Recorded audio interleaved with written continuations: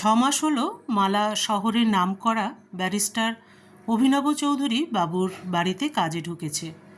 Barrister অভিনব চৌধুরী, যার তারিখ পেতে হলে মক্কেলকে অনেক দিন পর্যন্ত অপেক্ষা করে থাকতে হয়। উকিলবাবু বেশিরভাগ সময় আজ এই সেমিনার ওই সেমিনারের দরুন হিল্লি দিল্লি বিদেশ বিভুঁয়ে ঘুরিয়ে কাটান।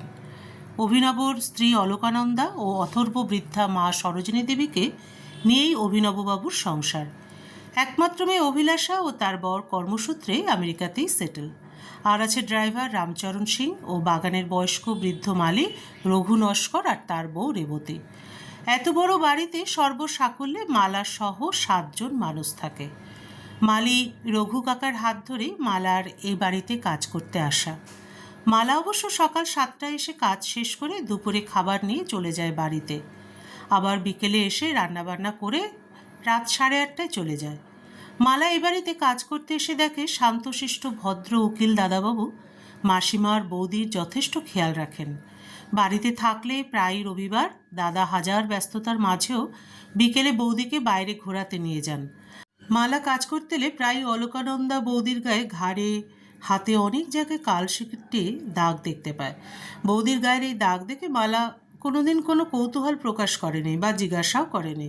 কিন্তু আজ মালা কাজে এসে বৌদির গায়ে অনেকগুলো দগদগে কালো দাগ দেখতে পেয়ে বৌদিকে জিজ্ঞাসা করে, বৌদি, তোমার হাতে ঘাড়ে এই কালো দাগগুলো কিসের গো? আমি প্রায়ই তোমার গায়ে কালশিটে দাগগুলো দেখি। ও, ওগুলো কিছু না রে, কাজ করতে গিয়ে আনখেয়ালে দেয়ালে কখন ধাক্কা খাই আর তাতেই ব্যথা পাই, পরে ওগুলো কালশিটে দাগ হয়ে যায়। আচ্ছা মালা, তুই তোর কাজ শেষ করে টিফিনটা তৈরি কর, মাকে খেতে দিতে হবে। করছি বৌদি, আমি মাসিমার ঘরটা ঝাড়ু দিয়ে আসি, তারপর করছি। ও বৌদি, এই দাগগুলো দেখে দাদা কিছু বলে না? তোর দাদার এত সময় কোথায় রে? দেখিস না উনি খুব ব্যস্ত থাকেন। আর উনি তো প্রায়ই বাড়িতেই থাকেন না, বাড়িতে থাকলেও সারাদিন ক্লায়েন্ট নিয়ে ব্যস্ত থাকেন। আচ্ছা যা, তুই কাজ শেষ কর। আর মালা, তোকে একটা কথা বলে রাখি, তুই কিন্তু কাল সকালে তোর নিজের ঘরের সব কাজ সেরে একেবারে চলে আসবি। কাল আমাদের 35 বছর পূর্ণ হবে। কাল তোর দাদার 10-12 জন বন্ধু আর ওনাদের পরিবারকে রাতে খেতে ডেকেছেন। তুই কাল সারাদিন থেকে আমার সাথে হাতে হাতে একটু কাজ করে দিবি, বুঝলি? বৌদির মুখে কাল বিবাহবার্ষিকীর কথা শুনে মালার মনে পড়ল কাল তো ওদেরও বিবাহবার্ষিকী। পরদিন মালা নিজের ঘরে স্বামী ও ছেলের জন্য রান্না করে রেখে বর সুমনকে সব বুঝিয়ে দিয়ে সারাদিনের জন্য বৌদির বাড়িতে চলে আসে। শীতের দিন বেলা তাড়াতাড়ি শেষ হয়ে যায়, তাই দুপুরের খাবারের পরই মালা আর বৌদি মিলে সব কিছু তৈরি করে বড় হল ঘরে টেবিলের ওপর খাবার জিনিস সব সুন্দর করে সাজিয়ে ঢেকে রেখে দেয়। মালা জিজ্ঞাসা করে, বৌদি, অতিথিদের পরিবেশন কে করবে? অলকানন্দা বলে, পরিবেশন করতে হবে না, এটা তো বুফে, দেখছিস না, চামচ প্লেট গ্লাস সব সাজিয়ে রেখে দিয়েছে, সব ব্যবস্থা করা আছে। এখন তুই যা, চান সেরে একটু সেজে গুজে নে, আমিও চান করে রেডি হয়ে নিচ্ছি বলে অলকানন্দাও চলে যায়। অলকানন্দা আজ খুব সুন্দর করে সেজেছে। এমনিতেও অলকা দেখতে খুবই সুন্দরী, তাই আজ আরও সুন্দর লাগছে। সন্ধ্যার একটু পরেই অভিনব চলে এলো বাড়িতে। অভিনব আসার পরেই নিমন্ত্রিত অতিথিরাও চলে আসতে শুরু করেছে। অতিথিরা এলে অভিনব অলকা দুজনে সবার সামনে সুন্দর করে কেক কেটে একজন আর একজনকে খাইয়ে দিল। অভিনব অলকানন্দাকে নতুন একটা হীরের নেকলেস গলায় পরিয়ে দেয়। কেক কাটার পরে ড্রাইভার রামচরণ সবার হাতে নেশার রঙিন পানীয় তুলে ধরল। রাত 10টায় পার্টি শেষে অতিথিরা সবাই যে যার বাড়িতে চলে যায়। অলকানন্দা একটা টিফিন ক্যারিয়ারে করে মালাকে খাবার দিয়ে বলে, তুই তো এখানে খাবি না আমি জানি, তাই আমি তোদের সবার জন্য এই টিফিন ক্যারিয়ারে করে খাবার দিয়ে দিলাম। তুই যাবার আগেই হলঘরটা পরিষ্কার করে দিয়ে তারপরে চলে যাস। হলঘর পরিষ্কার হলে আমাকে বলিস, আমি রামচরণকে বলবো তোকে গাড়ি করে বাড়িতে পৌঁছে দিতে। তুই কাল সকালে একটু দেরি করে এলেই হবে। মালা বলে, বৌদি তুমি খাবে না? খাবো রে, আগে মাকে খাইয়ে বিছানায় শুয়ে দিয়ে আসি, তারপরে খাবো। খাবারের টেবিলটা গুছাতে নিতেই মালা হঠাৎ বৌদির গলার একটা বিকট চিৎকার শুনতে পেল। কি হয়েছে বুঝতে না পেরে মালা দৌড়ে বৌদির ঘরের দিকে যেতেই দাদাবাবুর গলার স্বর শুনে থমকে দাঁড়িয়ে পড়ে। মালা বাইরে দাঁড়িয়ে শুনতে পাচ্ছে দাদা বৌদির বাবা মাকে নিয়ে অশ্রাব্য গালিগালাজ করছে আর বৌদির গায়ে হাত তুলছে। বৌদি যন্ত্রণা সহ্য করতে না পেরে লাগছে লাগছে ছেড়ে দাও বলে কাঁদছে। মালা যতটুকু শুনতে পেল তাতে বুঝলো দাদা বৌদিকে কোনো বন্ধুর সাথে সন্দেহ করে গায়ে হাত তুলেছে।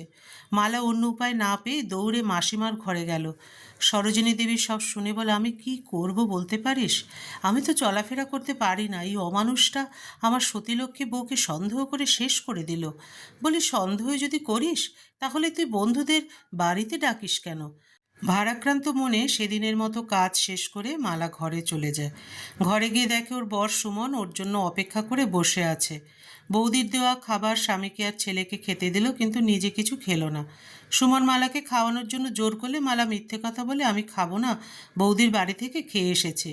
ছেলে ঘুমিয়ে পড়লে সুমন মালাকে কাছে টেনে নিয়ে মাথায় ফুল লাগিয়ে দিয়ে আদর করে বিবাহবার্ষিকীর কথা জানিয়ে সোহাগে ভরিয়ে দিলেও মালা সেদিন সুমনের ডাকে ভালো করে সাড়া দিতে পারেনি।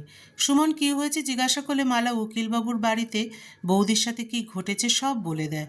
মালা বলে, জানো, প্রথম যখন এই বাড়িতে কাজে ঢুকেছিলাম তখন শান্তশিষ্ট দাদাবাবুকে দেখতাম বৌদিকে নিয়ে এদিক ওদিক ঘুরতে যায়, বৌদির কত খেয়াল রাখে। দাদাবাবু আর বৌদির এই সুখী গৃহকোণ দেখে আমি ভাবতাম দাদাবাবু কত ভালো মানুষ, বৌদিকে কত ভালোবাসে। দাদাবাবুর চলাফেরায় কথাবার্তায় কখনো বেচাল দেখিনি, কিন্তু বৌদির শরীরে মাঝে মাঝে কতগুলো দাগ, আর মাঝে মধ্যে বৌদিকে কখনো আনমনে থাকতে দেখতাম। এখন তো দেখি এই ভালোবাসার আড়ালে সন্দেহের বীজ পোতা রয়েছে, আর এই সন্দেহের বশে বৌদির গায়ে প্রায়ই কালশিটে দাগগুলো দেখতে পাই। পরদিন সকালে মালা উকিলবাবুর বাড়িতে গিয়ে দেখে বৌদির শরীরে অন্য দিনের মতো সেই একই দাগ, আর চোখের নিচেও কালো হয়ে ফুলে আছে। মালাকে দেখে বৌদি মুখ নামিয়ে এক মনে নিজের কাজ করে চলেছে। মালা বলে, বৌদি, আজ আমি বুঝতে পেরেছি তুমি প্রায় দেওয়ালে ধাক্কা খেয়ে কী করে ব্যথা পাও। বৌদি, তুমি কেন পড়ে পড়ে মার খাও বলো তো? তুমি কোথাও চলে যেতে পারো না? এ কথা বলতেই অলকানন্দা মালাকে জড়িয়ে ধরে কেঁদে ফেলে বলে, না, পারি না। আর কেন পারি না জানিস? ঘরে যে একজন বৃদ্ধা শাশুড়ি মা আছেন, তাই পারি না। আমার তো নিজের মা বাবা ভাই বোন বলতে কেউই নেই। বিয়ের পর থেকেই ওনাকেই আমি মা, আর উনি আমাকে নিজের মেয়ে বলেই মনে করেন। আমি চলে গেলে উনি আর বাঁচবেন না। তাই তো আমি এখানে মায়ের ভালোবাসার বন্ধনে বাধা হয়ে পড়ে আছি রে। তাহলে তুমি অন্য কোথাও ব্যবস্থা করো। জানো বৌদি, আমি আগে কোনো বড়লোক বাড়ির বউ বা ডাক্তার ইঞ্জিনিয়ার বউকে দেখলে মনে মনে অনেক হিংসে করতাম। আমি মনে ভাবতাম আমিও যদি এমন ঘরে বউ হতে পারতাম, কিন্তু বিশ্বাস করো বৌদি, কাল রাতে তোমাকে দেখে আমার সেই বড়লোকের সুখী গৃহকোণের বাসনা সব একদম মন থেকে উড়ে চলে গেছে। আমার বাবা যখন জীবিত ছিলেন তখন আমাদের অবস্থা বেশ ভালো ছিল। আমি স্কুলে যাওয়া আসার পথে আমাদের পাশের বাড়ির সুমন, অর্থাৎ আমার যে স্বামী, সে আমাকে ভালোবাসার কথা বলেছিল। সুমন গরিব বলে তখন আমি সুমনকে পাত্তা দিতাম না। মনে মনে ভাবতাম আমার বাবার পয়সা আছে, আমি ভালো করে পড়াশোনা করলে ডাক্তার, উকিল, অফিসার, ইঞ্জিনিয়ার বা বড়লোক পাত্র পাবো, দামি গাড়িতে চড়বো, দামি গয়না পরবো, এসিতে থাকবো। সুমন তো গরিব, ওকে বিয়ে করলে আমি কি পাবো?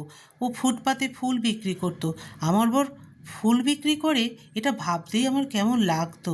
আর সুমনের ওপর আমার খুব রাগ উঠতো, ওকে আমি সহ্যই করতে পারতাম না। এদিকে আমি যখন ক্লাস 12-এ উঠি তখন আমার বাবাকে এক দুরারোগ্য ব্যাধিতে আক্রান্ত হয়। সেই অসুখে বাবার চিকিৎসার জন্য ঘর বাড়ি টাকা পয়সা সব চলে গেল। বাবাকেও বাঁচানো গেল না, আমারও আর পড়াশোনা হলো না, খেতেও পেতাম না।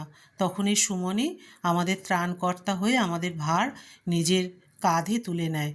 যেই সুমনকে ভালোবাসতাম না, বাধ্য হয়ে মা সেই সুমনের হাতেই আমাকে সমর্পণ করে দেয়। অবশ্য সুমন পরে আমাকে বিয়ে করতে অস্বীকার করে।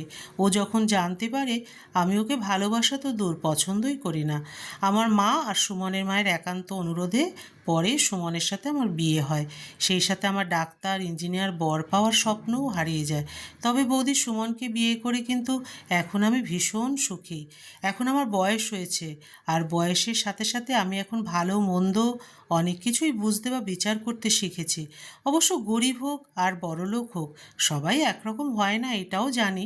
তবু আমি তোমাকে চাক্ষুষ দেখে, খবরের কাগজে পড়ে, টিভিতে হত্যা মারামারি এইসব দেখে ভাবি, চাই না আমার আভিজাত্যের অন্তরালে মোড়া এইসব বড়লোকদের ঘর। তার চাইতে আমার গরিব বর সুমন অনেক ভালো, যে নাকি শত পরিশ্রমের পরেও আমি ফুল ভালোবাসি বলে দিনের শেষে একটু ফুল, এক পাতা টিপ নিয়ে অপেক্ষা করে বসে বসে থাকে আমাকে বিবাহবার্ষিকীর শুভেচ্ছা জানাবে বলে। আমি গরিব হতে পারি, আমার ঘরে অভাব থাকতে পারে, কিন্তু ভালোবাসার কোনো খামতি নেই বৌদি। এই ভালোবাসার কাছে হিরে মানিক মুক্ত গাড়ি দামি গয়নার সব তুচ্ছ। বৌদি, শেষে আমি কেবল একটা কথাই তোমাকে বলতে চাই, তোমার চোখের জল অন্য কেউ মুছিয়ে দেবে না। তোমার চোখের জল তোমার নিজের হাত দিয়েই তোমাকেই মুছতে হবে। তবে তার আগে তোমার শান্তশিষ্ট স্বভাব ঝেড়ে ফেলে দিয়ে তোমাকে গর্জে উঠে রুখে দাঁড়াতে হবে, প্রতিবাদী হতে হবে। ঠিক আছে বৌদি, ছোট মুখে অনেক বড় কথাই বলে ফেললাম, অপরাধ নিও না বলে মালা রান্নাঘরে গিয়ে সবার জন্য রান্নার জোগাড় করতে ব্যস্ত হয়ে পড়ে। গল্পের সমাপ্তি এখানেই। আবার দেখা হবে পরবর্তী আরেকটি গল্পের সাথে।